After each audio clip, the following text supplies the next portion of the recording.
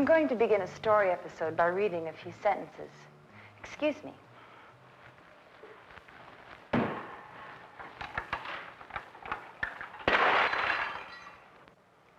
had to set the stage. Now listen to this. Linda Miller climbed the polished marble stairway.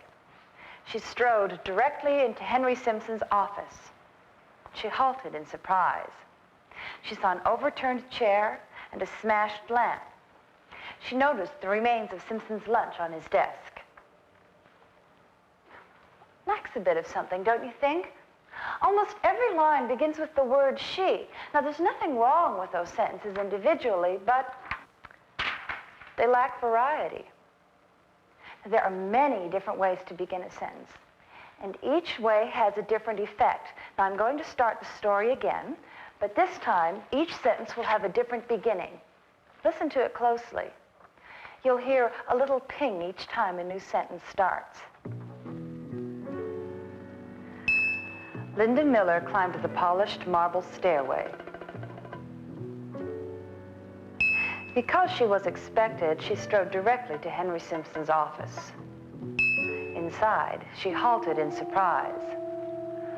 A lamp lay smashed on the floor near an overturned chair. On the desk were the half-eaten remains of Simpson's lunch. Her heart skipped a beat, then thumped rapidly. Whirling around, Linda rushed out and crossed the balcony to the secretary's office. "Where's Mr. Simpson?" she shouted. "Something's wrong." Without waiting for a reply, she grabbed the telephone and started to dial. Then she noticed that the secretary had not moved. "Tell me what happened," Linda demanded. The woman remained still. Impatient, Linda reached over and tapped her on the shoulder. Slowly, stiffly, the secretary toppled to the floor. To add to her shock, Linda saw that the woman's eyes were fixed upon her in an unblinking stare. Later that afternoon, Linda told her story to two detectives. "All right, thank you. We'll stop there." It turns out Mr. Simpson murdered his secretary. He messed up his own office to make it appear as though he also had been attacked. But they caught him. Do you need me anymore? Just one more time, please. If you become aware of the possibilities in the sentences, you can make readers see exactly what you want them to see.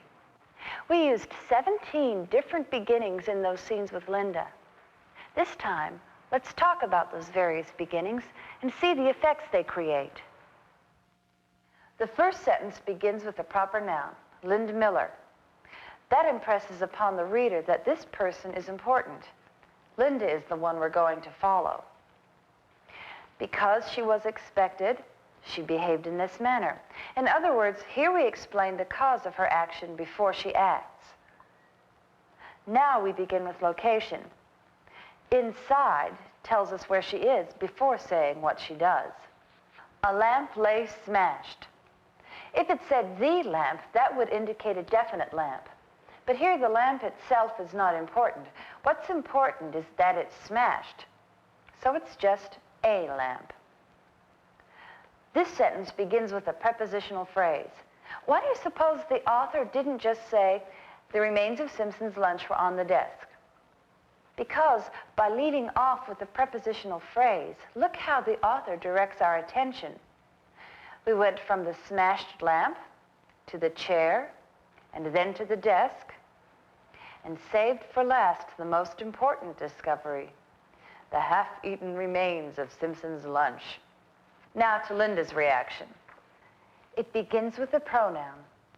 There's no identity problem because so far, Linda is the only person we've met.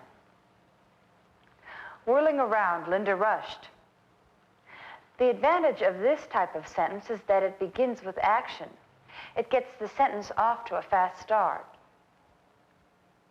Beginning with dialogue. Readers like dialogue. It's much more interesting than saying, "Linda asked where Mr. Simpson was." Do you agree? Dialogue continues. But for the first time, we have a sentence beginning with a common noun. The second word, is, has been contracted as it would be in excited speech. Sometimes phrases we would normally put at the end of a sentence are more effective at the beginning. Here, we are told the condition under which she acts before we're told what she does. It enables the action to build. Without waiting, she grabs the phone and starts to dial. The rising action makes us aware of the contrast when her actions suddenly stop. Then usually introduces a separate clause in a sentence. But in this case, the author did not want this tagged onto the previous sentence. So, for emphasis, it was allowed to stand alone. Can we ever begin a sentence with a verb? Sure. A sentence that is a command will often begin with a verb. There's no doubt here that Linda is concerned about one definite person. The woman remained still. There's even something a little scary about the, and the simplicity of the statement. Do you feel it? This time, an adjective begins the sentence. Another example of a beginning that tells us Linda's condition, which leads to the action. If we weren't told she was impatient, we might stop to wonder why she would touch the woman. Here's an adverb beginning. Two adverbs, in fact. Do you see how this word order builds up the action? It wouldn't be so effective if the author said she toppled to the floor and then, after the action, mentioned that she had done it slowly and stiffly. Do you see why it works better the way it's written? To add to her shock. The sentence begins by stating the effect upon Linda, and then describes what caused that effect. Which is more dramatic, Linda's shock or the dead woman's unblinking stare? The author wanted the sentence to end with that stare. And lastly, we find a sentence beginning with the time element. Phrases such as later that afternoon, or after that, or that night, make it easy for the reader to follow changes in time. Nobody would write by trying to remember so many ways to begin a sentence. What's important is to think about what you want to say and to realize there are many ways to say it and make it more interesting. This doesn't apply just to stories. Someday you'll want to write a letter about a job or a mail order or a money-raising project. Now, suppose you had to read aloud what you wrote in the letter. It could go this way. Good afternoon, ma'am. I have a letter to read to you. We hope you will let us wash your car. We will be doing it at 6th and Main. We will be washing them all day Saturday. We will use sponges and soft wiping cloths. We will be careful. Your car will look good. We will do a good job. We hope you will bring your car. We are trying to make money for Center High band uniforms. That had some good points, but it did sound more like elementary students. I don't know if I'd turn my car over to them or not. Now, suppose another high school group had the same offer for the same purpose, but this writer gave more thought to what he could do with sentences. Our high school group has a special offer for you. Bring your car to the Western High parking lot this Saturday. Not only will you get a great wash job, but your donation will help the Western High band get new uniforms.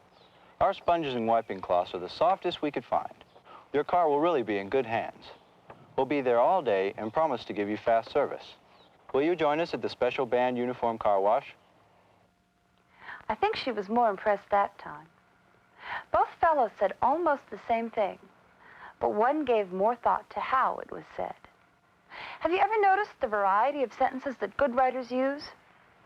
Just take the first line of some famous works. Listen to the variety in these opening sentences. My name is Ishmael. We're going through! The commander's voice was like thin ice breaking. No one, not in my situation, can appreciate my feelings of sadness at this parting. I'll tell you how the sun rose, a ribbon at a time.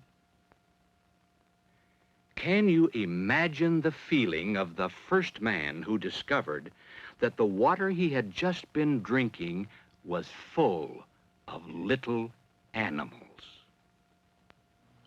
Last night I dreamt I went to Manderley again. Well, son, I'll tell you. Life for me ain't been no crystal stair.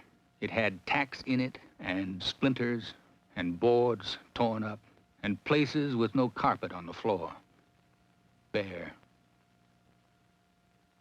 The high, gray flannel fog of winter closed the Salinas Valley from the sky and from all the rest of the world. Whose woods these are, I think I know. Sentences are wonderfully flexible. You can make them do anything you want them to do. Try it.